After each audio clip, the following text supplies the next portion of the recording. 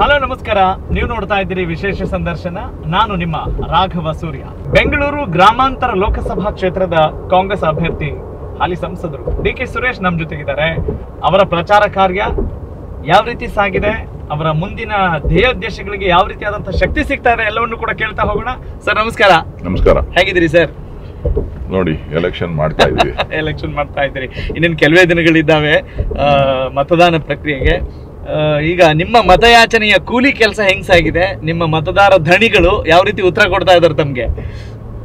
ಧಣಿಗಳು ಸಂತೋಷದಿಂದ ಇದ್ದಾರೆ. ಒಳ್ಳೆ ಕೆಲಸ ಮಾಡಿದಾನೆ, ಕೂಲಿ ಕೊಡ್ಬೇಕು ಅಂತ, ಹೆಚ್ಚಿನ ಕೂಲಿಯನ್ನ ಕೊಡ್ತಾರೆ ಅಂತಕ್ಕಂತ ನಿರೀಕ್ಷೆನಲ್ಲಿ ಇದ್ದೀನಿ. ಅಂದ್ರೆ ದಿನದಿಂದ ದಿನಕ್ಕೆ ವಿಶ್ವಾಸ ಜಾಸ್ತಿ ಆಗ್ತಾ ಇದೆ. ಖಂಡಿತ. Yes sir. ಈಗ ನೀವು ಈಗಾಗಲೇ ಹ್ಯಾಟ್ರಿಕ್ ಹೀರೋ ತರ ಆಗಿದ್ದೀರಿ, 3 ಬಾರಿ ಸಂಸದರಾಗಿದ್ದೀರಿ. ಮೊದಲ ಉಪಚುನಾವಣೆಯ ನೆನಪಿಗೂ ಈಗ ನಡೀತಾ ಇರುವಂತಹ ಚುನಾವಣಾ ಪ್ರಕ್ರಿಯೆಗೂ ಹೆಂಗ್ ಅನಿಸ್ತಾ ಇದೆ? ಏನ್ ಡಿಫ್ರೆನ್ಸ್ ಅನಿಸ್ತಾ ಇದೆ ತಮ್ಗೆ? ಬಿಸಿಲೊಂದು ಬಿಟ್ರೆ ಬೇರೇನು ವ್ಯತ್ಯಾಸ ಕಾಣಿಸ್ತಾ ಇಲ್ಲ. ಅಲ್ಲ, ಬಿಸಿಲು ಅವಾಗ್ಲೂ ಇತ್ತಲ್ಲ ಸರ್? ಈ ತರದ ಬಿಸಿಲು ಇರ್ಲಿಲ್ಲ. ಸೊ ಅವತ್ತಿನ ಬಿಸಿಲಿಗೂ ಇವತ್ತಿನ ಬಿಸಿಲಿಗೂ ವ್ಯತ್ಯಾಸ ಇದೆ. ಅಷ್ಟ್ ಬಿಟ್ರೆ ಬೇರೇನು ಚುನಾವಣೆನಲ್ಲಿ ಯಾವುದು ಏನು ಕಾಣಿಸ್ತಾ ಇಲ್ಲ. ಅಂದ್ರೆ ಆ ಉಪಚುನಾವಣೆಯ ನೆನಪನ್ನ ಜ್ಞಾಪಿಸ್ಕೊಂಡಾಗ ಏನ್ ಅನ್ಸುತ್ತೆ ಸರ್? ಫಸ್ಟ್ ಟೈಮ್ ನಾನು ಈಗ ಚುನಾವಣೆ ಪ್ರವೇಶ ಮಾಡ್ತಾ ಇದ್ದೀನಿ ಅನ್ನೋ ಒಂದು ಭಾವನೆ ಆಗಿತ್ತು. ಚುನಾವಣೆ ಫಸ್ಟ್ ಟೈಮು ನಾನು ಚುನಾವಣೆಗೆ ಅಭ್ಯರ್ಥಿಯಾಗಿ ಕಣಕ್ಕಿಳಿದಾಗ ಸೊ ಎಲ್ಲವೂ ಕೂಡ ಆಕಸ್ಮಿಕವಾಗಿ ಕೇವಲ ಒಂದು 25 ದಿನದಲ್ಲಿ ಎಲ್ಲವೂ ಕೂಡ ಮುಕ್ತಾಯ ಆಗೋಯ್ತು. ಸೊ ನಂದೇನು ಅದಕ್ಕೆ ಪಾತ್ರ ಕಡಿಮೆ. ಸೊ ಎಲ್ಲ ಕೂಡ ರಾಜ್ಯ ಕಾಂಗ್ರೆಸ್ನ ನಾಯಕರು, ಕಾರ್ಯಕರ್ತರುಗಳು ಅವರ ಜವಾಬ್ದಾರಿ ಮೇಲೆ ಆ ಚುನಾವಣೆ ನಡೀತು ಸಂಪೂರ್ಣವಾಗಿ. ಸೊ ನಂತರದ ಚುನಾವಣೆಗಳು ನಾನು ಮಾಡ್ತಾ ಬಂದಿದ್ದೇನೆ. ಈ ಚುನಾವಣೆ ಕೂಡ ಎಲ್ಲ ಕಾರ್ಯಕರ್ತರ ನಾಯಕತ್ವದಲ್ಲಿ, ನಮ್ಮ ಮುಖಂಡರುಗಳ ನಾಯಕತ್ವದಲ್ಲಿ ಮಾಡ್ತಾ ಇದ್ದೀವಿ. ಅಂದ್ರೆ ಸರ್, ಈಗ ಎಲ್ರಿಗೂ ಒಂದೊಂದು ಹಿನ್ನೆಲೆ ಇರುತ್ತೆ. ಇಂಥ ಒಂದು ನಾಯಕರ ಗುಣ ಬರಲಿಕ್ಕೆ ಮತ್ತೆ ಚುನಾವಣೆಯ ಆ ತಂತ್ರಗಾರಿಕೆಗಳನ್ನ ಅರಿಯಲಿಕ್ಕೆ ತಾವು ಈ ಸಂದರ್ಭದಲ್ಲಿ ದೊಡ್ಡಹಾಲಹಳ್ಳಿ ಕೆಂಪೇಗೌಡರನ್ನ, ತಮ್ಮ ತಂದೆಯವ್ರನ್ನ ಹೇಗೆ ನೆನಪಿಸ್ಕೊತೀರಿ? ನೋಡಿ, ನಮ್ಮ ತಂದೆ ನಮ್ಮ ಮಕ್ಕಳಿಗೆ ಯಾವುದೇ ತೊಂದರೆ ಆಗಬಾರ್ದು ಅಂತೇಳಿ ಪ್ರತಿಯೊಂದು ಹಂತದಲ್ಲೂ ಕೂಡ, ಶಿಕ್ಷಣಕ್ಕೆ ಇರ್ಬೋದು, ಬೇರೆ ರೀತಿನಲ್ಲಿರ್ಬೋದು, ನಾವು ದೊಡ್ಡವರಾದ್ಮೇಲೆ ಇರ್ಬೋದು, ಪ್ರತಿಯೊಂದು ಹಂತದಲ್ಲೂ ಕೂಡ ಅವರು ನಮಗೆ ಆಶೀರ್ವಾದ ಮಾಡ್ತಾ ನಮ್ಗೇನು ಬೇಕೋ ಅದನ್ನೆಲ್ಲವನ್ನು ಕೂಡ ಒದಗಿಸ್ಕೊಟ್ಟಿದ್ದಾರೆ. ಜೊತೆಗೆ ಹಳ್ಳಿನಲ್ಲಿರೋದು ಬೇಡ ಅಂತೇಳಿ ಬೆಂಗಳೂರು ಕರ್ಕೊಬಂದು ಸೈಟ್ ತಗೊಂಡು, ಇಲ್ಲಿ ಜಮೀನು ತಗೊಂಡು ಬೆಂಗಳೂರಲ್ಲಿ ವಾಸ ಮಾಡಲಿ ಅಂತೇಳಿ, ಇಲ್ಲಿ ಉದ್ಯೋಗ, ಇಲ್ಲಿ ಬಿಸ್ನೆಸ್ ಮಾಡಲಿಕ್ಕೆ ಏನೆಲ್ಲ ಬೇಕೋ ಬೆಂಬಲವನ್ನು ಕೊಡ್ತಾ, ಸೊ ಎಲ್ಲನೂ ಕೂಡ ಏನಾರ ಒಂದು ಹೊಸದನ್ನು ಮಾಡಲಿ, ಬೆಳೀಲಿ ಅನ್ನೋ ಅಂಥ ದೃಷ್ಟಿಯಿಂದ ಪ್ರೋತ್ಸಾಹವನ್ನು ಕೊಟ್ಟಿದ್ದಾರೆ. ಜೊತೆಗೆ ರಾಜಕೀಯ ಪ್ರವೇಶ ಮಾಡಿದಾಗಲೂ ಕೂಡ ನಮ್ಮ ಅಣ್ಣ ರಾಜಕೀಯ ಪ್ರವೇಶ ಮಾಡಿದಾಗಿರ್ಬೋದು, ನಾನು ರಾಜಕೀಯ ಪ್ರವೇಶ ಮಾಡಿದಾಗಿರ್ಬೋದು, ಬಹಳ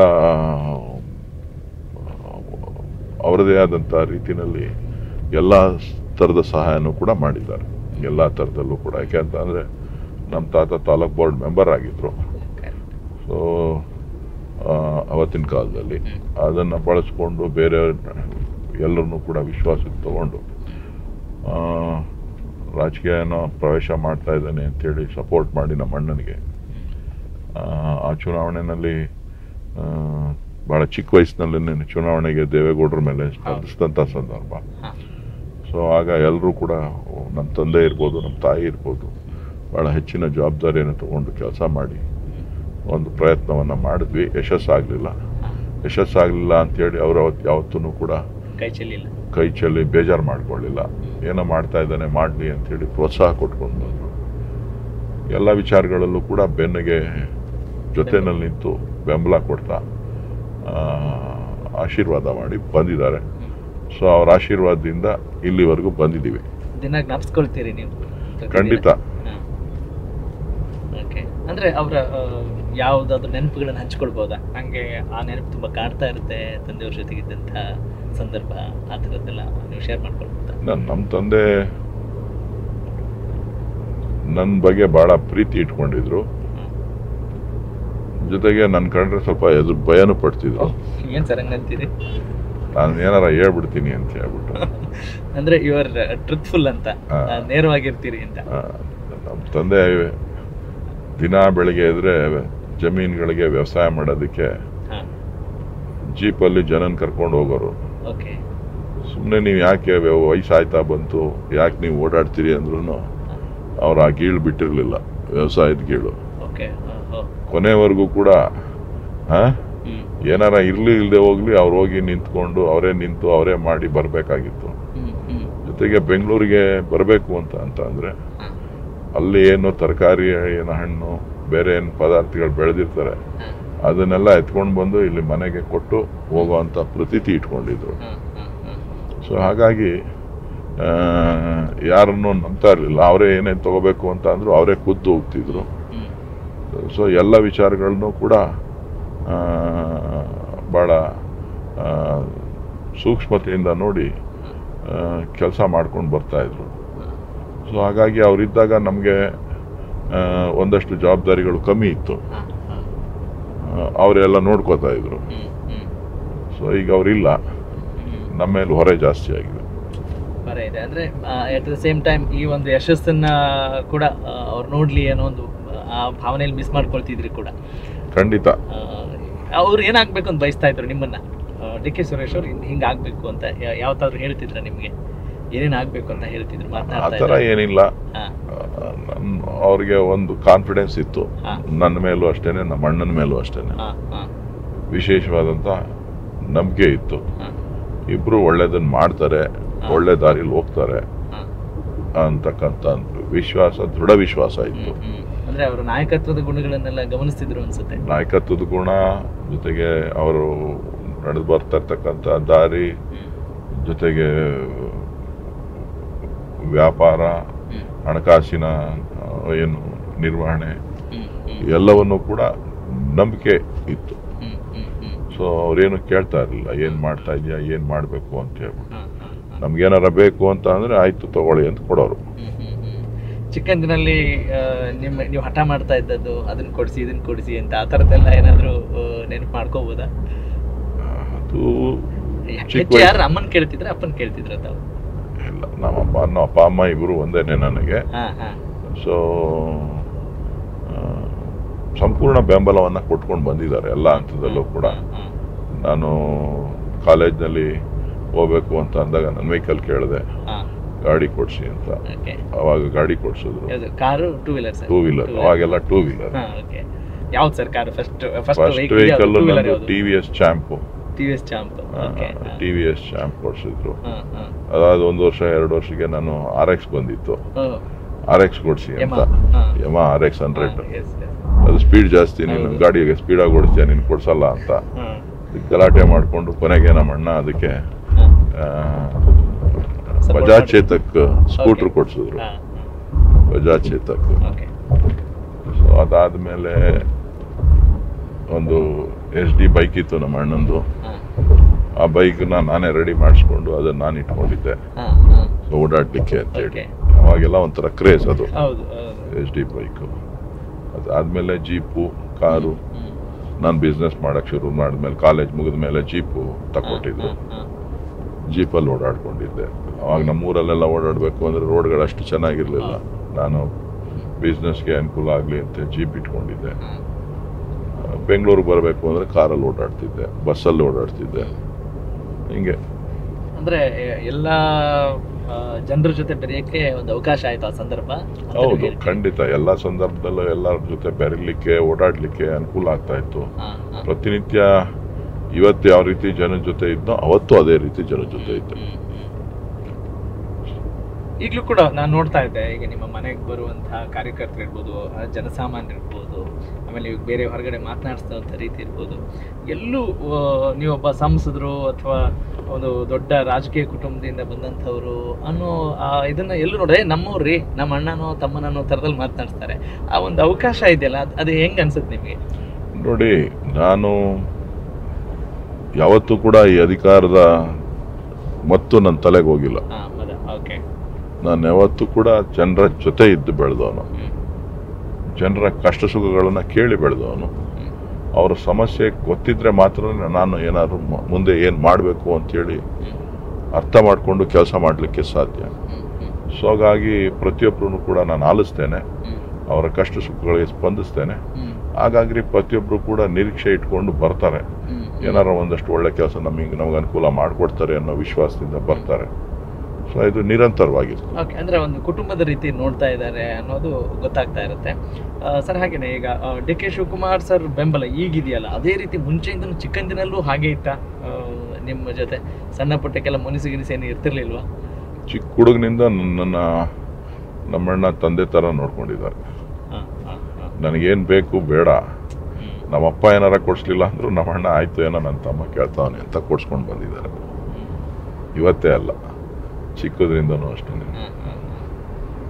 ಸರಿ, ಅಂದರೆ ಈ ಬಾಲ್ಯದ ನೆನಪುಗಳನ್ನು ಗಮನಿಸಿದಾಗ ನಿಮಗೆ ಅನಿಸುತ್ತಾ ಮುಂದೆ ಒಬ್ಬ ಯಶಸ್ವಿ ಜನನಾಯಕನಾಗ್ತೀನಿ ನಾನು ಕನ್ಸಲ್ಲೂ ಇಟ್ಕೊಂಡಿರ್ಲಿಲ್ಲ. ನಾನು ರಾಜಕಾರಣಿ ಆಯ್ತೀನಿ, ಎಲೆಕ್ಷನ್ ನಿಂತ್ಕೋತೀನಿ ಅಂತಾನೆ ಗೊತ್ತಿರ್ಲಿಲ್ಲ. ಇದೆಲ್ಲನೂ ಕೂಡ ಮಿರಾಕಲ್ ಅಂತಾನೆ ಹೇಳ್ಬೇಕು. ನಾನಂತೂ ಯಾವತ್ತೂ ರಾಜಕೀಯಕ್ಕೆ ಬರಬೇಕು ಅನ್ನೋ ಭಾವನೆನೇ ಇಟ್ಕೊಂಡಿರ್ಲಿಲ್ಲ. ಬೈ ಎಲೆಕ್ಷನ್ನಲ್ಲಿ, ಉಪಚುನಾವಣೆಯಲ್ಲಿ ನನ್ನನ್ನು ಬಲವಂತವಾಗಿ ಕನ್ವಿನ್ಸ್ ಮಾಡೋದು ನನಗಿಷ್ಟ ಇರಲಿಲ್ಲ. ಚುನಾವಣೆಗೆ ರಾಜಕಾರಣಕ್ಕೆ ಬರಲಿಕ್ಕೆ ನಮ್ಮಣ್ಣ ಒಬ್ಬರೇ ಸಾಕು, ಕ್ಷೇತ್ರದಲ್ಲಿ ನೋಡ್ಕೊಂಡು ಸಾಕು, ಕಾಲ ಕಳೆಯೋಣ ಅನ್ನೋ ಭಾವನೆ ಇತ್ತು. ಸೊ ಕೊನೆಗೆ ಎಲ್ಲರ ಒತ್ತಡ, ಹಿಂದೆ ಕೂಡ 2-3 ಸಾರಿ ನಿಲ್ಲಬೇಕು ಅಂತಕ್ಕಂಥ ಮಾತನ್ನು ಹೇಳಿದ್ರು. ನಾನು ಅದನ್ನು ಸ್ಟ್ರೈಟ್ ಅವೇ ರಿಜೆಕ್ಟ್ ಮಾಡಿದ್ದೆ. ಈ ಕೊನೆಗೆ MP ಎಲೆಕ್ಷನ್ನು, ಬೈ ಎಲೆಕ್ಷನ್ಸ್ ಬಂದಾಗ ಎಲ್ಲ ನನ್ನ ರಿಲೇಟಿವ್ಸು, ಫ್ರೆಂಡ್ಸು, ನಮ್ಮಪ್ಪ ಅಮ್ಮ, ನಮ್ಮಣ್ಣ ಭಾಳ ಫೋರ್ಸ್ ಮಾಡಿ ಕೊನೆಗೆ ಪಾರ್ಟಿ ಹೈಕಮಾಂಡ್ ಡಿಸಿಷನ್ನು ನೀನು ನಿಂತ್ಕೋಬೇಕು ಅದು ಇದು ಅಂತೇಳಿ ಕೊನೆಗೆ ಒಪ್ಪಿಗೆ ಸೂಚಿಸಿ ಚುನಾವಣೆಯಲ್ಲಿ ಸ್ಪರ್ಧೆ ಮಾಡಿದೆ. ಚುನಾವಣೆ ಹೆಂಗಾಯ್ತು ಅಂತಲೂ ಗೊತ್ತಿಲ್ಲ, ಏನಾಯ್ತು ಅಂತಲೂ ಗೊತ್ತಿಲ್ಲ, ಗೆದ್ಬಿಟ್ಟು MP ಆಗ್ಬಿಟ್ಟಿದ್ದೆ. ಅಂದರೆ ಸರ್, ಈಗ ನೀವು ಹೇಳ್ತಾ ಇರೋ ಮಾತನ್ನು ಗಮನಿಸ್ತಾ ಇದ್ರೆ ಅಂದರೆ ಪ್ರಯತ್ನ ಇರುತ್ತೆ, ಬಟ್ ಅದು ಲೀಲಾಜಾಲವಾಗಿ ನಡೀತು, ಹೇಗೆ ನಡೀತು ಅಂತ ಗೊತ್ತಿಲ್ಲ. ಅಂದರೆ ನೀವು ದೈವಭಕ್ತರು ಕೂಡ ಹೌದು, ಎಲ್ಲ ಒಂದು ಭಗವಂತನ ಇಚ್ಛೆಯಿಂದ ಸಾಕ್ತಾ ಇದೆ ಅನ್ನೋ ಅರ್ಥವಾ, ಅಥವಾ ಎಲ್ಲವೂ ಬೇಕು? ಏನ್ ಅನ್ಸುತ್ತೆ ನಿಮ್ಗೆ ಈ ಯಶಸ್ಸನ್ನು ನೋಡಿದಾಗ, ಅಥವಾ ಜೀವನ ನೋಡಿದಾಗ, ಈ ದೇವರು ಅಂತ ಜ್ಞಾಪಿಸ್ಕೊಂಡಾಗ? ಇವತ್ತು ಭಗವಂತನ ಇಚ್ಛೆನೂ ಇತ್ತು, ನಮ್ಮ ಅಣ್ಣನ ಶ್ರಮನೂ ಇತ್ತು, ನಮ್ಮಣ್ಣನ ಏನು ಬೆಂಬಲ ಮತ್ತು ಪಕ್ಷದ ಸಪೋರ್ಟ್ ಸಂಪೂರ್ಣವಾಗಿ ಇದ್ದದ್ರಿಂದ ಅವತ್ತು ಚುನಾವಣೆಯಲ್ಲಿ ಗೆಲ್ಲಲಿಕ್ಕೆ ಸಾಧ್ಯ ಆಯಿತು. ಸೊ ಜನ ನನ್ನನ್ನು DK ಶಿವಕುಮಾರ್ ತಮ್ಮ ಅಂತೇಳಿ ಗುರುತಿಸ್ತಾ ಇದ್ರು, DK ಸುರೇಶ್ ಅಂತೇಳಿ ಗುರುತಿಸ್ತಾ ಇರಲಿಲ್ಲ. DK ಸುರೇಶ್ ಶಿವಕುಮಾರ್ ತಮ್ಮ ಅಂತೇಳಿ. ಸೊ ಹಾಗಾಗಿ ಸಾಕಷ್ಟು ಜನ, ಎಲ್ಲ ಕಾರ್ಯಕರ್ತರುಗಳು, ಜನರೆಲ್ಲರೂ ಕೂಡ ಒಂದು ಶಿವಕುಮಾರ್ ತಮ್ಮ ನಿಂತಿದ್ದಾನೆ ಅಂತೇಳಿ ಅವತ್ತು ಬೆಂಬಲ ಕೊಟ್ಟರು. ಪಕ್ಷ ಕೂಡ ಮುಖ್ಯಮಂತ್ರಿ ಸಿದ್ದರಾಮಯ್ಯನವರು ಅವತ್ತಿದ್ದರು, ಸಿದ್ದರಾಮಯ್ಯನವರು, ಡಾಕ್ಟರ್ ಪರಮೇಶ್ವರ್ ಅವರೆಲ್ಲ ಬೆಂಬಲ ಕೊಟ್ಟು, ಸೊ ಪ್ರತಿಯೊಂದು ಹಂತದಲ್ಲೂ ಕೂಡ ಈ ಸೀಟನ್ನು ಗೆಲ್ಲೇಬೇಕು ಅಂತೇಳಿ ಅವ್ರು ಮಾಡಲಾಗಿ ನನಗೆ ಯಶಸ್ಸಾಯಿತು. ಅಂದರೆ ಈ ನಾಯಕರ ಹತ್ರ ಇರೋದು ಅಥವಾ ಜನರ ಜೊತೆ ತುಂಬ ಬೆರಿಬೇಕು ರಾಜಕೀಯವಾಗಿ ಅನ್ನೋ ಮನಸ್ಸು ನಿಮ್ಗೆ ಇಲ್ಲದೆ ಇರುವಾಗ, ಅಂದರೆ ಸ್ವಲ್ಪ ಅಂತರ್ಮುಖಿ ಅಂತ ಅನ್ಸತ್ತೆ, ತುಂಬ ಎಕ್ಸ್ಪ್ರೆಸಿವ್ ಅಲ್ಲ DK ಸುರೇಶ್ ಸರ್. ಆವಾಗ ಕಷ್ಟ ಆಯ್ತಾ? ಹೆಂಗಪ್ಪ ಎಲ್ಲವನ್ನು ನಾವಲ್ಲಿ ಮಾತನಾಡಬೇಕು, ಕೇಳಬೇಕು, ನಿಮ್ಮ ನೇಚರಿಗೆ ಹೇಗೆ ನೀವು ಒಗ್ಗೂಡಿಸ್ಕೊಂಡು ಬಂದ್ರಿ ರಾಜಕೀಯವನ್ನು? ನಾನು ಪರಿಸ್ಥಿತಿಗೆ ಅನುಗುಣವಾಗಿ ಬದಲಾಗಬೇಕಾಗಿ ಬಂತು. ಅಲ್ಲ, ಕಷ್ಟ ಆಯ್ತಾ? ಅಯ್ಯೋ ಏನಪ್ಪ ಎಲ್ಲಿ ಬಂದೆ ಅನ್ನೋ ತರ ಏನಾದ್ರು ಅನ್ಸಿದ್ಯಾ ನಿಮ್ಗೆ? ಖಂಡಿತ ಅನ್ಸಿದೆ, ಈಗಲೂ ಅನ್ಸುತ್ತೆ. ಅನ್ಸುತ್ತಾ? ಈಗಲೂ ಅನ್ಸುತ್ತೆ, ಈಗಲೂ ಅನ್ಸುತ್ತೆ ನನಗೆ ಯಾಕೆ ರಾಜಕಾರಣ ಬೇಕಿತ್ತು, ಯಾಕೆ ಬೇಕಿದು ಅಂತ ಹೇಳಿ. ಇದೊಂದು ಮುಳ್ಳಿನ ಹಾಸಿಗೆ. ಯಾರು ನೇರವಾದ ನಡೆ, ನೇರವಾದ ನುಡಿಯನ್ನು ಇಟ್ಕೊಂಡಿರ್ತಾರೆ, ಅದು ರಾಜಕಾರಣ ಅಷ್ಟು ಸುಲಭ ಅಲ್ಲ. ಸೊ ಎಲ್ಲವನ್ನೂ ಕೂಡ ಒಂದೇ ಮಟ್ಟದಲ್ಲಿ, ಒಂದೇ ವೇವ್ ಲೆಂತಲ್ಲಿ ತೆಗೆದುಕೊಂಡು ಹೋಗುವಂಥದ್ದು ಕೂಡ ಬಹಳ ಕಷ್ಟ ಸದಾಕಾಲ. ಕಾರಣ ಏನು ಅಂತ ಹೇಳಿದ್ರೆ, ನಾನು ಒಬ್ಬ ಅಪೋಸಿಷನ್ ಪಾರ್ಟಿ MP, ನಾನು ಚುನಾವಣೆಗೆ ನಿಂತ ಮೇಲೆ 10 ವರ್ಷಗಳ ಕಾಲ ಏನಿದ್ದೀನಿ. ಆದರೂ ಕೂಡ ನನ್ನ ಕ್ಷೇತ್ರದಲ್ಲಿ ನಾನು ಇವತ್ತಿಗೂ ಕೂಡ ಏನಾರ ಒಂದು ಗೌರವ ಸಿಕ್ಕಿದೆ ಅಂತ ಅಂದರೆ ನಾನು ಮಾಡ್ತಕ್ಕಂಥ ಕೆಲಸ, ನಾನು ಜನರ ಜೊತೆ ಇಟ್ಕೊಂಡಿರ್ತಕ್ಕಂಥ ಒಡನಾಟ. ಸೊ ಪ್ರತಿಯೊಂದು ಹಂತದಲ್ಲೂ ಕೂಡ ಅವ್ರ ಹತ್ರ ಅವ್ರಿಗೆ ಕಾನ್ಫಿಡೆನ್ಸ್ ತುಂಬುವಂಥ ಕೆಲಸ ಮಾಡ್ತಾ ಬಂದಿದ್ದೀನಿ. ಅವರ ಸಮಸ್ಯೆಗಳನ್ನು ಅರ್ಥ ಮಾಡಿಕೊಂಡು ಸ್ಪಂದಿಸುವಂಥ ನಿಟ್ಟಿನಲ್ಲಿ ಕೆಲಸ ಮಾಡಿರೋದ್ರಿಂದ ನಾನು ವಿರೋಧ ಪಕ್ಷದಲ್ಲಿದ್ದರೂ ಕೂಡ ಅವರೆಲ್ಲರೂ ಕೂಡ ಜನ ಏನು ಹೇಳ್ತಾರೆ ಅಂದರೆ ನೀವು ಮನ್ಸು ಮಾಡಿದ್ರೆ ಕೆಲಸ ಆಗುತ್ತೆ, ನೀವು ಮನ್ಸು ಮಾಡಿ ಅನ್ನೋ ಅಂತ ಕಾನ್ಫಿಡೆನ್ಸು ಅವ್ರ ಹತ್ರ ಇದೆ. ಸರ್ ಹಾಗೇನೆ ಈಗ ಮುಳ್ಳಿನ ಹಾದಿ ಅಂದರೂ ಕೂಡ ಈ 10 ವರ್ಷಗಳಲ್ಲಿ MP ಲ್ಯಾಡ್ ಸ್ಕೀಮ್ನ ಚೆನ್ನಾಗಿ ಬಳಸ್ಕೊಂಡಂಥವ್ರು, ಸ್ಥಳೀಯ ಪ್ರದೇಶಾಭಿವೃದ್ಧಿಯ ನಿಧಿಯನ್ನು ಚೆನ್ನಾಗಿ ಸದ್ಬಳಕೆ ಮಾಡ್ಕೊಂಡಿದ್ದೀರಿ ಅನ್ನೋ ಒಂದು ಮಾತಿದೆ ಮತ್ತು ಜನರ ಬಾಯಲ್ಲೂ ಅದನ್ನು ನಾವು ಕೇಳ್ತೀವಿ. ಎಲ್ಲ ನೀವು ಕೊಟ್ಟಿರುವಂಥ ಸೌಲಭ್ಯಗಳನ್ನು ಗಮನಿಸಿದಾಗ ಹೇಗೆ ಇಷ್ಟೊಂದು ಕಷ್ಟ ಇದ್ದರೂ ಕೂಡ ಅಪೋಸಿಟ್ MP ಆಗಿದ್ರು ಕೂಡ, ಅಪೋಸಿಟ್ ಪಾರ್ಟಿಯ MP ಆಗಿದ್ರು ಕೂಡ ಹೇಗೆ ಸುಲಭ ಆಗಿತ್ತು ನಿಮ್ಗೆ? ಆ ಕಾನ್ಫಿಡೆನ್ಸ್ ಮಾತ್ರ ಬರ್ಲಿಕ್ಕೆ ಸಾಧ್ಯ ಹೇಗೆ, ಇನ್ನುಳಿದವ್ರಿಗೆ ಆಗಿಲ್ಲ ಅಂತ ಹೇಳಿದ್ರೆ ಏನು ಡಿಫ್ರೆನ್ಸ್ ಅನ್ಸುತ್ತೆ ನಿಮಗೆ? ನೋಡಿ, MP ಲ್ಯಾಡ್ ಫಂಡ್ಸ್ ಏನು ಬರುತ್ತೆ ಅದನ್ನು ನಾವು ಯಾವ ರೀತಿಯ ಯಾವ ಕಾರ್ಯಗಳಿಗೆ ಕೊಡಬೇಕು ಅಂತಕ್ಕಂಥದ್ದು ಭಾಳ ಮುಖ್ಯ. ಒತ್ತಡ ಇರುತ್ತೆ, ನಮ್ಮ ಕಾರ್ಯಕರ್ತರಿಂದ ಒತ್ತಡ ಇರುತ್ತೆ, ಸಾರ್ವಜನಿಕರಿಂದ ಅನೇಕ ಬೇಡಿಕೆಗಳು, ಬೇರೆ ಬೇರೆ ರೀತಿಯ ಬೇಡಿಕೆಗಳಿರುತ್ತೆ. ನಮ್ಮ ಆಯ್ಕೆ ಯಾವುದು ಅನ್ನೋದು ಭಾಳ ಮುಖ್ಯ ಆಗುತ್ತೆ. ನಮ್ಮ ಆದ್ಯತೆ, ನಮ್ಮ ಆಯ್ಕೆ, ನಾವು ಯಾವುದಕ್ಕೆ ಆದ್ಯತೆ ಕೊಟ್ಟು ಯಾವುದನ್ನು ಆಯ್ಕೆ ಮಾಡ್ತೀವಿ ಅದು ಭಾಳ ಮುಖ್ಯ. ಸೊ ಹಾಗಾಗಿ ನನ್ನ ಆಯ್ಕೆ ಮತ್ತು ಆದ್ಯತೆ ಭಾಳ ಪ್ರಮುಖವಾದಂಥ ವಿಚಾರಗಳನ್ನು ಸಾರ್ವಜನಿಕರ ದೃಷ್ಟಿಯಿಂದ, ಸಾರ್ವಜನಿಕರಿಗೆ ಅನುಕೂಲ ಆಗುವಂಥ ದೃಷ್ಟಿಯಿಂದ ನಾನು ಮಾಡುವಂಥದ್ದು. ಸೊ ಹಾಗಾಗಿ ಎಲ್ಲರೂ ಕೂಡ ಅದು ನಾನು ಕೆಲವರೆಲ್ಲರೂ ರೋಡ್ಗೆ ಕೊಡಿ, ಅದ್ಯಾವ ಸಮುದಾಯ ಭವನ ಕೊಡಿ, ಇನ್ನೇನೋ ಕೊಡಿ, ಅದು ಕೊಡಿ, ಇದು ಕೊಡಿ ಅಂತ ಕೇಳ್ತಾರೆ. ಬಟ್ ನನ್ನ MP ಲ್ಯಾಡ್ ಇವತ್ತು ಕೂಡ ಬಹುತೇಕ 95% ಈಗಲೂ ಕೂಡ ನೀವು ಕಾಣ್ಬೋದು, ಈಗಲೂ ನೀವು ಕ್ಷೇತ್ರದಲ್ಲಿ ಕಾಣ್ಬೋದು. ಕಾರಣ ಏನು ಅಂತ ಅಂದರೆ ಈ 10 ಪೈಸೆಗೆ 1 ಲೀಟರ್ ನೀರು ಅಂತೇಳಿ RO ಸಿಸ್ಟಮ್, ಮಿನರಲ್ ವಾಟರ್, ಶುದ್ಧ ಕುಡಿಯುವ ನೀರಿನ ಘಟಕಗಳನ್ನು ಸ್ಥಾಪನೆ ಮಾಡಿದ್ದೆ ನಾನು ನನ್ನ ಕ್ಷೇತ್ರದಲ್ಲಿ. ಸೊ ಹಾಗಾಗಿ ಇಡೀ ಕ್ಷೇತ್ರದ ಜನ ಅದನ್ನು ಗುರುತಿಸ್ತಾರೆ, ಅದನ್ನು ಉಪಯೋಗಿಸ್ತಾ ಇದ್ದಾರೆ. ಉಪಯೋಗಿಸೋ ಅಂಥದ್ರಲ್ಲಿ ಭಾಳ ಪ್ರಮುಖವಾಗಿ ಸಾರ್ವಜನಿಕರಿಗೆ ಅದರಿಂದ ಲಾಭ ಆಗಿದೆ. ನಾನು ಕೊಟ್ಟಂಥ ಕಾರ್ಯಕ್ರಮ ಲಾಭ ಆಗಿದೆ. ಜೊತೆಗೆ ಅದು ಮುಂದಿನ ದಿನಗಳಲ್ಲಿ ಅದಾದ ಮೇಲೆ ರಾಜ್ಯದಲ್ಲಿ ಅನೇಕರು ಪ್ರಾರಂಭ ಮಾಡಿದ್ರು, ಶುರು ಮಾಡಿದ್ರು ಕ್ಷೇತ್ರಗಳಲ್ಲಿ. ಇಡೀ ರಾಜ್ಯದ ಕಾರ್ಯಕ್ರಮ ಆಯ್ತದು. ಅದಾದಮೇಲೆ ರಾಷ್ಟ್ರದಲ್ಲೂ ಕೂಡ ಅದನ್ನು ಎಲ್ಲ ಕಡೆ ಎಲ್ಲೆಲ್ಲಿ ನೀರಿದಿತ್ತು ಅದನ್ನು ಪ್ಲಾಂಟ್ಗಳನ್ನ ಹಾಕೋದಕ್ಕೆ ಶುರು ಮಾಡಿದ್ರು. ಸೊ ಹೀಗೆ ಒಂದಕ್ಕೆ ಒಂದು ಜೋಡಿಸುವಂಥ ಕೆಲಸ ಮಾಡ್ತಾ ಒಂದು ಕ್ರಾಂತಿಕಾರಕ ಬದಲಾವಣೆಯನ್ನು ನನ್ನ ಕ್ಷೇತ್ರದಲ್ಲಿ ಶುದ್ಧ ಕುಡಿಯೋ ನೀರಿನ ಮುಖಾಂತರ ತಂದೆ. ಆರೋಗ್ಯ ಮತ್ತು ಒಳ್ಳೆ ನೀರು. ಮತ್ತೆ ಕೇಂದ್ರೀಯ ವಿದ್ಯಾಲಯ ಕೂಡ ಒಂದು ಇಲ್ಲಿ ನಮ್ಮ ಜಿಲ್ಲೆನಲ್ಲಿ ಕೇಂದ್ರೀಯ ವಿದ್ಯಾಲಯ ಇರಲಿಲ್ಲ, ಒಂದು ಕೇಂದ್ರೀಯ ವಿದ್ಯಾಲಯ ಮಾಡಿಸಿದ್ದೇನೆ. ಒಂದು ನವೋದಯ ಶಾಲೆ ಇರಲಿಲ್ಲ, ನವೋದಯ ಶಾಲೆ ಸ್ಯಾಂಕ್ಷನ್ ಮಾಡಿಸಿ ಅದು ಕೂಡ ನಡೀತಾ ಇದೆ. 2 ESI ಹಾಸ್ಪಿಟ್ಲ್ಗಳನ್ನು ಮಂಜೂರಾತಿ ಮಾಡಿಸಿದ್ದೇನೆ. ಒಂದು ಹಾರೋಳ್ಳಿ ಕೈಗಾರಿಕಾ ಪ್ರದೇಶದಲ್ಲಿ 200 ಬೆಡ್ ಹಾಸ್ಪಿಟ್ಲು, ಮತ್ತೊಂದು ಆನೇಕಲ್ ತಾಲೂಕಿನಲ್ಲಿ 200 ಬೆಡ್ ಹಾಸ್ಪಿಟ್ಲು. ಅವೆರಡೂ ಕೂಡ ನಡೀತಾ ಇದೆ. ಅದು ಬೊಮ್ಮಸಂದ್ರ ಇಂಡಸ್ಟ್ರಿಯಲ್ ಆನೇಕಲ್ ತಾಲೂಕಲ್ಲಿರೋದು ಇಷ್ಟೊತ್ತಿಗೆ ಕೆಲಸ ನಡಿಬೇಕಾಗಿತ್ತು, ಮುಗಿಯೋ ಹಂತಕ್ಕೆ ಬರಬೇಕಾಗಿತ್ತು. ಕೆಲವರು ತಕರಾರು ಮಾಡಿಕೊಂಡು ಆ ಜಾಗನ ಒತ್ತುವರಿ ಮಾಡಿದರು. ಸೊ ಅದನ್ನು ತೆರವುಗೊಳಿಸ್ಲಿಕ್ಕೆ ಅನೇಕ ಬಾರಿ ಕಳೆದ ಸರ್ಕಾರದ ಅವಧಿನಲ್ಲಿ ಪ್ರಯತ್ನ ಮಾಡಿದ್ದೆ, ಆಗಿರಲಿಲ್ಲ. ನಮ್ಮ ಸರ್ಕಾರ ಬಂದಿದ ತಕ್ಷಣ ಅದನ್ನು ಕ್ಲಿಯರ್ ಮಾಡಿಸಿ ಕಾಂಪೌಂಡ್ ಹಾಕ್ಸಿದ್ದೇನೆ. ಅವರೆಲ್ಲರೂ ಕೂಡ ಈಗ ಅದನ್ನು ಎಸ್ಟಿಮೇಟ್ ಮಾಡಿದ್ದಾರೆ, ಟೆಂಡರ್ ಕರೆಯೋ ಹಂತದಲ್ಲಿದೆ ಎರಡೂ ಕೂಡ. ಸೊ ESI ಹಾಸ್ಪಿಟಲ್ಸ್ 2 ಮಾಡಿದ್ದೀನಿ. ಕೋವಿಡ್ ಸಂದರ್ಭದಲ್ಲಿ ಕ್ರಿಮಿಟೋರಿಯಂಗಳ ಅವಶ್ಯಕತೆ ಇದೆ ಅಂತ ಅನ್ನಿಸ್ತು. ಆಗ ನಾನು ನಮ್ಮೆಲ್ಲ ತಾಲೂಕುಗಳಲ್ಲಿ, ತಾಲೂಕು ಹೆಡ್ ಕ್ವಾರ್ಟರ್ಸಲ್ಲಿ ಎಲೆಕ್ಟ್ರಿಕಲ್ ಕ್ರಿಮಿಟೋರಿಯಂ ಮಾಡಬೇಕು ಅಂತೇಳಿ ಎಲ್ಲ ತಾಲೂಕುಗಳಲ್ಲೂ ಒಂದೊಂದು ಎಲೆಕ್ಟ್ರಿಕಲ್ ಕ್ರಿಮಿಟೋರಿಯಂ ಮಾಡಿಸಿದೆ. ಸೊ ಒಂದು ಸ್ವಲ್ಪ ವಿನೂತನವಾದಂಥ ಬಸ್ ಶೆಲ್ಟರ್ ಮಾಡೋಣ ಅಂಥೇಳಿ ಹೊಸದಾಗಿ ಒಂದು ಬಸ್ ಶೆಲ್ಟರ್ಸ್ನ ಮಾಡಿದ್ದೀನಿ. ನೀವೆಲ್ಲರೂ ಹೋಗ್ತಾ ನೋಡ್ಬೋದು. ಒಂದು ವಿಶೇಷವಾಗಿ ಒಂದು ವಿನ್ಯಾಸ ಮಾಡಿ ನಾನೇ ಡಿಸೈನ್ ಮಾಡಿದ್ದೀನಿ. ಇನ್ನು ಸ್ವಲ್ಪ ಚೇಂಜಸ್ ಇದೆ, ನೋಡೋಣ ಜನ ಏನು ತೀರ್ಮಾನ ಮಾಡ್ತಾರೆ ಅದನ್ನು ನೋಡಿ ಮಾಡೋದು. ಸೊ ಏನು ಅಂತ ಅಂದರೆ ಏನಾರ ಒಂದು ಕ್ರಿಯೇಟಿವಿಟಿ ಇರಬೇಕು ಅಂತಕ್ಕಂಥದ್ದು, ಹೊಸ ವಿಭಿನ್ನತೆ ವಿಶೇಷವಾಗಿರಬೇಕು ಅಂತಕ್ಕಂಥ ದೃಷ್ಟಿಯಿಂದ ಮಾಡ್ಕೊಂಡು ಬಂದಿದ್ದೀವಿ. ನಿಮ್ಮ ಕ್ಷೇತ್ರದ ಜನತೆ ಈ ಎಲ್ಲ ಕೆಲಸ ಕಾರ್ಯಗಳನ್ನ ಗುರುತಿಸಿದ್ದಾರೆ, ಗಮನಿಸಿದ್ದಾರೆ. ಅದು ನಿಮ್ಗೆ ಆಶೀರ್ವಾದ ಆಗುತ್ತೆ ಅನ್ನೋ ಒಂದು ನಂಬಿಕೆ ಕೂಡ ಇದೆ. ಆದರೆ ರಾಜ್ಯ ಅಂತ ಬಂದಾಗ ಅಥವಾ ದೇಶದ ಚುನಾವಣೆ ಅಂತ ಬಂದಾಗ ಈ ಬರ ಪರಿಹಾರಕ್ಕೆ ಸಂಬಂಧಪಟ್ಟ ಹಾಗೆ, ತೆರಿಗೆ ತಾರತಮ್ಯ ವಿಚಾರಕ್ಕೆ ಸಂಬಂಧಪಟ್ಟ ಹಾಗೆ, ಮತ್ತು ಡಿಮಾನಿಟೈಸೇಷನ್ ಬಗ್ಗೆ ಸರಿಯಾದಂಥ ಕ್ಲಾರಿಟಿ ಕೊಡದೇ ಇರೋ ಬಗ್ಗೆ, GST ಬಗ್ಗೆ ನಾನಾ ರೀತಿಯಾದಂಥ ಹೋರಾಟಗಳನ್ನು ನೀವು ಮಾಡ್ತಾನೆ ಇರ್ತೀರಿ. ಅದೆಲ್ಲೂ ಜನರು ಅದನ್ನು ಅಷ್ಟಾಗಿ ಗಮನಿಸ್ತಾ ಇದ್ದಾರೆ ಅಂತ ಅನಿಸ್ತಾ ಇದೆ ನಿಮಗೆ? ಬರೀ ನಮ್ಗೆ ಸಾಕಪ್ಪ ಇಲ್ಲಿ ರೋಡು ನೀರು ಇದೆ ಅನ್ನೋ ಥರದಲ್ಲಿ ಮಾತ್ರ ನೋಡ್ತಾರೆ. ನಿಮ್ಗೆ ಹೇಗೆ ರೆಸ್ಪಾನ್ಸ್ ಸಿಗ್ತಾ ಇದೆ ಈ ವಿಚಾರಕ್ಕೆ ಸಂಬಂಧಪಟ್ಟ ಹಾಗೆ?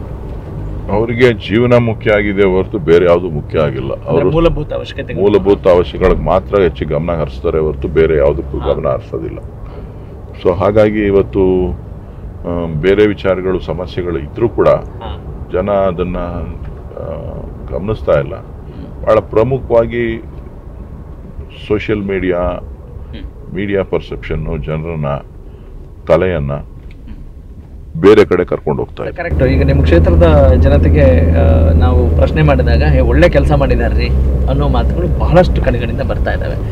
ಈ ಪ್ರಚಾರದ ಮಹತ್ವ DK ಸುರೇಶ್ ಅವರಿಗೆ ಎಷ್ಟರ ಮಟ್ಟಿಗೆ ಇದೆ? ಯಾವ ಪ್ರಚಾರ? ಹೀಗೆ ಚುನಾವಣಾ ಪ್ರಚಾರದಲ್ಲಿ ಎಷ್ಟು ಮಹತ್ವ ಅನ್ಸುತ್ತೆ? ಈಗ ನೀವು ಆಲ್ರೆಡಿ ಎಲ್ಲಾ ಕೆಲಸ ಕಾರ್ಯಗಳನ್ನು ಮಾಡಿಬಿಟ್ಟಿದ್ದೀರಿ. ಒಂದು ಪರೀಕ್ಷೆ ಅಂತ ಹೇಳಿದ್ರೆ ಎಕ್ಸಾಮ್ಗೆಲ್ಲ ಓದ್ಬಿಟ್ಟಿದ್ದೀರಿ, ಹೌದಾ? ಈ ಪ್ರಚಾರ ಎಷ್ಟು ಮಹತ್ವ ನಿಮ್ಗೆ ಅಂತ? ಸುಳ್ಳು ಮತ್ತು ಸತ್ಯಕ್ಕೆ ನಡೆಯುವಂತ ಚುನಾವಣೆ ಸ್ಪರ್ಧೆ ಅಂತೀರಿ. ಸುಳ್ಳು ಹೇಳೋರ ಮಧ್ಯೆ, ಸತ್ಯ ಹೇಳಿ ಕೆಲಸ ಮಾಡೋರ ಮಧ್ಯೆ ನಡೆಯುವಂತ ಚುನಾವಣೆ ಇದು. ಅಂದ್ರೆ ಸುಳ್ಳಿಗೆ ಶಕ್ತಿ ಇದೆ ಅಂತೀರಾ ಸರ್? ಸುಳ್ಳು ಕಿವಿಗೆ ಇಂಪಾಗಿರುತ್ತೆ ಸರ್. ನೋಡಿ, ಈಗ ಸಾಮಾನ್ಯವಾಗಿ ನಿಮ್ಮ ಜೀವನ ಶೈಲಿಯನ್ನು ಗಮನಿಸಿದಾಗ ಜನರು ಹೊತ್ತೊತ್ತು ಊಟ ಮಾಡೋದು, ನಿದ್ದೆ ಮಾಡೋದನ್ನ ನಾವು ನೋಡ್ತಾ ಇರ್ತೀವಿ. ಆದರೆ ಜನನಾಯಕರಿಗೆ ಅದಷ್ಟು ಸಾಧ್ಯವಾಗಿರೋದಿಲ್ಲ. ಯಾಕಿಂತ ಸ್ಟ್ರೆಸ್ ಬೇಕು DK ಸುರೇಶ್ ಅವರಿಗೆ? ಈಗ ಹೇಳ್ತಿರ್ತೀರಿ ಕೆಲವೊಂದು ಕಡೆ, ನಾನು ಗಮನಿಸ್ತಾ ಇದ್ದೆ, ಆರೋಗ್ಯದಲ್ಲಿ ಸ್ವಲ್ಪ ಏರುಪೇರು ಆದರೆ ಸಹಜವಾಗೇ ಇರುತ್ತೆ. ಒಂದು ಯಾವಾಗ ಊಟ ಮಾಡ್ತೀವಿ ಗೊತ್ತಾಗಲ್ಲ ಅಂತೇಳಿ. ಇಷ್ಟೆಲ್ಲ ಇದ್ದು ಕೂಡ ಯಾಕೆ ನಿಮಗೆ, ವಾಟ್ ಈಸ್ ಡ್ರೈವಿಂಗ್ ಯು ಅಂತ? ನೋಡಿ, ನಾವು ರಾಜಕಾರಣಕ್ಕೆ ಬರಬಾರ್ದಾಗಿತ್ತು, ಬಂದ್ಬಿಟ್ಟಿದೀವಿ. ನಮ್ಮ ಆದ್ಯತೆ ಮೊದಲು ಜನರ ಕಷ್ಟ ಸುಖಗಳನ್ನು ನೋಡ್ತಕ್ಕಂಥದ್ದು. ಎಷ್ಟೋ ಜನಕ್ಕೆ ಊಟ ಇರುತ್ತೋ ಊಟ ಇರಲ್ವೋ ಗೊತ್ತಿಲ್ಲ, ಅವರು ನಮ್ಮನ್ನೇ ನಂಬ್ಕೊಂಡಿರ್ತಾರೆ. ಸೊ ನಾವು ನಮ್ಮ ಆದ್ಯತೆಯನ್ನ ನಾವು ಕಾಪಾಡೋದಕ್ಕಿಂತ ಬೇರೆಯವರ ಆದ್ಯತೆಯನ್ನ ಗಮನದಲ್ಲಿಟ್ಕೊಂಡು ನಾವು ಕೆಲಸ ಮಾಡಬೇಕಾಗುತ್ತೆ. ಸೊ ಹಾಗಾಗಿ ಇವತ್ತು ನಾವೆಲ್ಲರೂ ಕೂಡ ಈ ಊಟಕ್ಕೆ, ವಿಶ್ರಾಂತಿಗೆ ಆದ್ಯತೆಯನ್ನು ಕೊಡಲಿಕ್ಕೆ ಕಷ್ಟ ಆಗುತ್ತೆ. ಆದ್ರೆ ಸೇವೆ ನಮ್ಮ ಪರಮ ಗುರಿ ಅಂತಿದ್ದಾಗ ಇವೆಲ್ಲ ಬಿಡ್ಲೇಬೇಕಾಗುತ್ತೆ. ಸಂತೃಪ್ತಿ ಇದೆಯಾ ಸರ್ ನಿಮ್ಗೆ ಈ ಸೇವೆ ಬಗ್ಗೆ? ಈ ರಾಜಕಾರಣ ಅನ್ನೋ ಮುಳ್ಳಿನ ಹಾದಿಯಲ್ಲೂ ಕೂಡ ನಿಮ್ಮ ಕೆಲಸದ ಕಾರ್ಯವೈಖರಿಯ ಬಗ್ಗೆ? ನನ್ನ ಕೆಲಸ ಕಾರ್ಯಗಳ ಬಗ್ಗೆ ನನಗೆ 100% ಸಂತೃಪ್ತಿ ಇದೆ. ನಾನೇನು ಮಾಡಿದ್ದೇನೆ, ನನ್ನ ಬಗ್ಗೆ ನಾನು ಕೆಲಸ ಕಾರ್ಯಗಳನ್ನು ರಾಜಕಾರಣಕ್ಕೆ ಬಂದು ಒಬ್ಬ ಜನಪ್ರತಿನಿಧಿಯಾಗಿ ನನ್ನ ಕ್ಷೇತ್ರದಲ್ಲಿ ಒಂದಷ್ಟು ಒಳ್ಳೆ ಕೆಲಸಗಳನ್ನು ಮಾಡಿದ್ದೇನೆ. ನನ್ನ ಅವಧಿನಲ್ಲಿ ಒಂದು ಉತ್ತಮವಾದಂಥ ರೀತಿಯಲ್ಲಿ ಜನ ಜೊತೆ ಒಡನಾಟ ಇಟ್ಕೊಂಡಿದ್ದೀನಿ ಅಂತಕ್ಕಂಥ ಆತ್ಮತೃಪ್ತಿ ನನಗಿದೆ. ಇನ್ನೂ ಮಾಡಬೇಕಾಗಿತ್ತು ಅನ್ನೋದಿದೆ. ಯಾವ್ದು ಸರ್? ಈಗ ಇಷ್ಟೆಲ್ಲ ಒಳ್ಳೆ ಕೆಲಸಗಳನ್ನು ಮಾಡಿರೋ ನಡುವೆಯೂ ಕೂಡ ಇದೊಂದು ಕೆಲಸ ಆಗಿಲ್ಲ, ಇದೊಂದು ಆಗಿದ್ರೆ ತುಂಬಾ ಚೆನ್ನಾಗಿರೋದು ಅಂತ ಅನ್ಸಿದೆ. ನೋಡಿ, ಕೆಲಸ ಎಲ್ಲಾನು ಮಾಡ್ಲಿಕ್ಕೆ ಪ್ರಯತ್ನ ಮಾಡ್ತೀವಿ, ಆದ್ರೆ ಅದಕ್ಕೆ ಸರ್ಕಾರಗಳು ಬೇಕು, ಪ್ರೋತ್ಸಾಹನೂ ಇರಬೇಕು, ಸಪೋರ್ಟು ಬೇಕು. ಈಗ ಮೊದಲಿಗೆ ಕೇಂದ್ರ ಸರ್ಕಾರ ನಮ್ಮ ಜೊತೆ ಇಲ್ಲ. ಕೇಂದ್ರ ಸರ್ಕಾರದಿಂದ ಏನೇ ಪ್ರೋತ್ಸಾಹಗಳು ನಮಗೆ ಸಿಗೋದಿಲ್ಲ. ರಾಜ್ಯ ಸರ್ಕಾರ ಎಂಪಿಗಳು ಅಂತ ಅಂದ್ರೆ ತಾತ್ಸಾರ ಮನೋಭಾವ. ಎಂಪಿಗಳ ಜೊತೆ ಎಂಪಿಗಳಿಗೆ ಹೇಳದಂತ ಕೆಲಸ ಕಾರ್ಯಗಳು ಅಷ್ಟು ಸುಲಭವಾಗಿ ಮಾಡೋದಿಲ್ಲ. ಅವರ ಆದ್ಯತೆ ಶಾಸಕರು, ರಾಜ್ಯ ಸರ್ಕಾರದ ಆದ್ಯತೆ ಶಾಸಕರು. ಈ ಮಧ್ಯೆ ನಾವು ಕೆಲಸ ಮಾಡಬೇಕು. ಪ್ರವಾಹದ ವಿರುದ್ಧ ಈಸ್ತಿದ್ರಿ. ಹಾಗಾಗಿ ಸ್ವಲ್ಪ ಇದಾಗಿದೆ. ಇವತ್ತು ನಮ್ಮ ಸರ್ಕಾರ ಇದೆ, ಸಿದ್ದರಾಮಯ್ಯನವರು ಮುಖ್ಯಮಂತ್ರಿ ಆಗಿದ್ದಾರೆ, DK ಶಿವಕುಮಾರ್ ಉಪಮುಖ್ಯಮಂತ್ರಿ ಆಗಿರೋದ್ರಿಂದ ನನಗೆ ಸ್ವಲ್ಪ ಹೆಚ್ಚಿನ ಪ್ರಿವಿಲೇಜ್ ಕೆಲಸ ಮಾಡಿ, ವಿಶೇಷ ಅನುದಾನ ಅಲ್ಲ, ಪ್ರಿವಿಲೇಜ್ ಕೆಲಸ ಮಾಡಲಿಕ್ಕೆ, ಸ್ಪಂದಿಸ್ಲಿಕ್ಕೆ, ಜನರಿಗೆ ಒಂದಷ್ಟು ಕೆಲಸಗಳು ಮಾಡೋದಕ್ಕೆ ಸ್ವಲ್ಪ ಹೆಚ್ಚು ಅವಕಾಶ ಜಾಸ್ತಿ ಆಗಿದೆ. ಅದು ಅನುಕೂಲ ಆಗುತ್ತೆ ಅಂತ. ಸರ್, ಈಗ ಇವತ್ತಿನ ಜನನಾಯಕರಾಗಬೇಕು ಅಂತ ನಿಮ್ಮನ್ನೆಲ್ಲ ನೋಡಿ, ನಿಮ್ಮ ಕೆಲಸ ಕಾರ್ಯಗಳನ್ನು ನೋಡಿ, ಅಥವಾ ಸೇವೆ ವಿಚಾರ ಇರ್ಬೋದು, ಹೆಸರು ಕೀರ್ತಿ ಇರ್ಬೋದು, ಅದೆಲ್ಲವನ್ನು ಗಮನಿಸಿದಾಗ ನಾವು ಒಬ್ಬ ಪೊಲಿಟಿಷಿಯನ್ ಆಗಬೇಕು ಅಂತಿರ್ತಾರೆ. ಜನನಾಯಕರಾಗ ಬಯಸೋರಿಗೆ ಯಾವೆಲ್ಲ ಗುಣಗಳಿರಬೇಕು, ಆ ಕನಸುಗಳನ್ನ ಇಟ್ಕೊಂಡವ್ರಿಗೆ ನಿಮ್ಮ ಕಿವಿ ಮಾತೇನು? ಮೊದಲನೇದಿರಬೇಕಾಗಿರತಕ್ಕಂಥದ್ದು ತಾಳ್ಮೆ. ಎರಡನೇದು ಸೇವಾ ಮನೋಭಾವ, ಸರ್ವಿಸ್ ಮೈಂಡ್ ಇರಬೇಕು. ರಾಜಕಾರಣಿ ಅಂತ ಕ್ಷಣಕ್ಕೆ ನಾನು ಹೇಳಿದ್ದೆಲ್ಲ ನಡೆಯುತ್ತೆ ಅನ್ನೋ ಭಾವನೆ, ಅಧಿಕಾರದ ಮತ್ತಿನಲ್ಲಿ ಇರಬಾರ್ದು. ಏಳು ಬೀಳುಗಳು ಬಹಳಷ್ಟು ಇರ್ತದೆ. ಟೀಕೆ ಟಿಪ್ಪಣಿಗಳನ್ನ ಎದುರಿಸುವಂತ ತಾಕತ್ತಿರಬೇಕು, ಒಂದು ಗಟ್ಟಿತನ ಇರಬೇಕು ಟೀಕೆ ಟಿಪ್ಪಣಿಗಳನ್ನ ಎದುರಿಸ್ಲಿಕ್ಕೆ. ಸೊ ಇವೆಲ್ಲ ಇತ್ತು ಅಂತ ಅಂದ್ರೆ ಸಮಸ್ಯೆಗಳನ್ನ ಪರಿಹರಿಸಲಿಕ್ಕೆ ಏನ್ ಮಾಡಬೇಕು ಅನ್ನೋದನ್ನ ಸರಿಯಾದ ದೃಷ್ಟಿಕೋನದಿಂದ ಮಾಡಬೇಕು. ದೃಷ್ಟಿಕೋನ ಕರೆಕ್ಟ್ ಆಗಿರ್ಬೇಕು. ದೃಷ್ಟಿಕೋನ ಬೇರೆ ಬೇರೆ ಇರುತ್ತೆ ಅಂತಂದ್ರೆ ಬೇರೆ ಬೇರೆ ರೀತಿ ಆಗುತ್ತೆ. ದೃಷ್ಟಿ ಅಂತ ಸೃಷ್ಟಿ ಇರಬೇಕು ಅಂತ ನೀವು ಹೇಳ್ತಾ ಇದ್ರಿ. ದೃಷ್ಟಿ ಕರೆಕ್ಟ್ ಆಗಿತ್ತು ಅಂತಂದ್ರೆ ಸೃಷ್ಟಿ ಕರೆಕ್ಟ್ ಆಗುತ್ತೆ, ಕೆಲಸ ಕಾರ್ಯಗಳು ಸುಲಭವಾಗುತ್ತೆ. ದೃಷ್ಟಿ ಸರಿ ಇಲ್ಲ ಅಂತ ಅಂದ್ರೆ ಕಷ್ಟ ಆಗುತ್ತೆ. ಎಸ್ ಸರ್, ಈಗೆಲ್ಲ ನೋಡ್ತಾ ಇರ್ತೀರಿ. ಈಗ ಒಬ್ಬ ಜನನಾಯಕರು ಅಂತ ಹೇಳಿದಾಗ, ಮಾಸ್ ಲೀಡರ್ ಅಂತ ಹೇಳಿದಾಗ ನಿಮ್ಗೆ ಪ್ರೈವೇಸಿ ಕೂಡ ಅಷ್ಟಿರಲ್ಲ. ನಾನು ಡ್ರೈವ್ ಮಾಡಬೇಕು, ಬೈಕ್ ರೈಡ್ ಮಾಡಬೇಕು ಅಂತೆಲ್ಲ ಅನ್ಸಿದ್ಯಾ ಯಾವಾಗಾದ್ರೂ? ಆ ಥರ ಏನಿಲ್ಲ. ಡ್ರೈವಿಂಗು ಮಾಡ್ಬಿಟ್ಟಿದ್ದೀನಿ. ಯಾವಾಗ ಸರ್ ಲಾಸ್ಟ್ ಡ್ರೈವ್ ಮಾಡಿದ್ದೆ ಯಾವಾಗ ನೀವು? ಇಲ್ಲ, ಯಾವಾಗಾರ ಮಾಡ್ತಾ ಇರ್ತೀನಿ. ಅವಾಗ ಈ ಹುಡುಗರುಗಳು ಕರ್ಕೊಂಡು ಓಡ್ತಾ ಇರ್ತಾರೆ, ಬೈಕ್ ರ್ಯಾಲಿ ಮಾಡಿಸ್ತಾ ಇರ್ತಾರೆ, ಸ್ಪೋರ್ಟ್ಸ್ ಆಕ್ಟಿವಿಟೀಸ್ ಏನಾರ ಇರುತ್ತೆ. ಸೊ ಹಂಗಾಗಿ ಆ ಥರ ಏನಿಲ್ಲ. ನನಗೇನು ಯೂಶುವಲ್ ಆಗಿ ಓಡಾಡ್ತೀನಿ. ಸರ್, ಕಾರ್ಯಕರ್ತರು ಜನರು ಯಾವಾಗಲೂ ನಿಮ್ಮ ಒಟ್ಟಿಗೆ ಇರೋದು ನಾನು ನೋಡ್ತಾ ಇರ್ತೀನಿ. ಅಯ್ಯೋ, ಸ್ವಲ್ಪ ದಿವಸ ಒಂದು ಏಕಾಂತವಾಗಿ ಎಲ್ಲರೂ ಹೋಗ್ಬರ್ಬೇಕು ಅಂತ ಅನಿಸಿ ಹೋಗಿದ್ದೀರಿಯಾ? ಅಯ್ಯೋ, ಸಾಕು ಅನ್ಸ್ಬಿಡುತ್ತೆ. ಅವಾಗ ಒಂದು 6 ತಿಂಗಳಿಗೆ 3 ತಿಂಗಳಿಗೆ ಸ್ನೇಹಿತರ ಜೊತೆ ಎಲ್ಲರೂ ಹೊರಗಡೆ ಹೋಗ್ತೀನಿ. ಒಂದು 3-4-5 ದಿನ ಸ್ವಲ್ಪ ಮೈಂಡ್ ಫ್ರೆಶ್ ಆಗ್ಲಿ ಅಂತ ಹೇಳಿ. ಅವಾಗ ಹಾಲಿಡೇಸ್ ಇರುತ್ತಲ್ಲ, ಕಂಟಿನ್ಯೂಸ್ ಹಾಲಿಡೇಸ್ ಇದ್ದಾಗ ಏನಾರ ಆ ಥರ ಏನಾರ ಸಿಕ್ತು ಆಪರ್ಚುನಿಟೀಸ್ ಅಂತ ಅಂದ್ರೆ ಸೊ 1-2-3 ದಿನ ಪ್ಲಾನ್ ಮಾಡ್ಕೊಂಡು ಎಲ್ಲರೂ ಹೋಗ್ತೀವಿ. ತಮ್ಮ ನೆಚ್ಚಿನ ತಾಣ ಯಾವುದು? ಆ ಥರ ಏನಿಲ್ಲ. ತಾಣ ಬೇರೆ ಬೇರೆ ಸ್ಥಳಕ್ಕೆ ಹೋಗೋದೇ ಒಂದು ವಿಶೇಷ. ಆ ಥರ ಏನಾದ್ರು ಎಕ್ಸ್ಪ್ಲೋರ್ ಮಾಡ್ತೀರಿ? ನಾನು ಮೊದಲು MP ಹಾಕಿನ ಮುಂಚೆ ವರ್ಷದಲ್ಲಿ ಒಂದು 5-6 ಸಾರಿ ನಾನು ಫಾರಿನ್ ಟ್ರಿಪ್ಗೆ ಬಿಸ್ನೆಸ್ಗೆ ಅಂತ ಹೇಳಿ ಹೋಗ್ತಾ ಇದ್ದೆ. ಹಾಗಾಗಿ ಬಿಸ್ನೆಸ್ಗೋಸ್ಕರ ಯುರೋಪು, ಚೈನಾಗೆ ಭಾಳ ಹೋಗ್ತಾ ಇದ್ದೆ. ಜೊತೆಗೆ ಆ ಟೈಮಲ್ಲಿ ಹೋಗಿ ಬಂದರೆ ಒಂದಷ್ಟು ನಮಗೂ ಕೂಡ ನಾಲೆಡ್ಜ್ ಇಂಪ್ರೂವ್ ಆಗ್ತಿತ್ತು. ಸೊ ಅಲ್ಲಿಯ ವ್ಯಾಪಾರ ವ್ಯವಹಾರ, ಅಲ್ಲಿಯ ಪರಿಸ್ಥಿತಿಗಳು, ಅಲ್ಲಿ ಯಾವ ರೀತಿ ಕಲ್ಚರು, ಅಲ್ಲಿರ್ತಕ್ಕಂಥ ಇನ್ಫ್ರಾಸ್ಟ್ರಕ್ಚರು ಇವೆಲ್ಲ ಕೂಡ ಆಗಿದ್ದುಂಟು. ಅದೆಲ್ಲ ನೋಡಿ ಸ್ವಲ್ಪ ಕಲ್ತಿದ್ದೇನೆ.